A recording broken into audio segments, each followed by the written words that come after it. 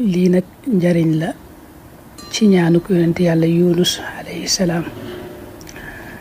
ñu koy def ci guddik nisfu Sha'ban ñaan nga mooy laa ilaha illa anta subhanaka inni kuntu min adh-dhalimin boo demee ci téere kanzun najaax wa surur danga fa fekk wax ne yenn ci gaa yu baax yi dañoo wax ne guddik nisfu Sha'ban ku ci jàng ñaanuk yonent yàlla yunus googu limub ay xarafam dangay xadat xuruuf yépp xuruufi laa ilaha illa anta subhanaka inni kuntu min adh-dhalimin jàng ko lim booba lim ba nag mi ngi toll rek ci 2375 waaw 2375 mooy lim bi nee na boo ko jàngee lim boobu ci guddik nisfu Sha'ban gi de loola dana doon sa kaaraange lool ci at ma ci mboolem musiba yi mboolem liy lore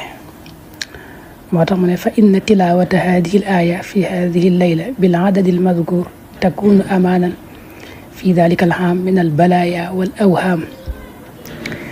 daa ci teg ne moom miy bind téere bi ne loolu naka lay bañ a doone kóolute naka lay bañ a doone muccukaay te Ibnu Abbas dafa nettali jële ci yonente bi sallallahu alayhi wa sallam yonente bi wax ne sama mbokkum yonente mii di yonente yàlla yunus day ñaanam googu lu yéeme la ndax njëlbeen gi tahlil la mooy wax laa ilaha illa allah mooy li mu wax rek laa ilaha illa anta mooy tahlil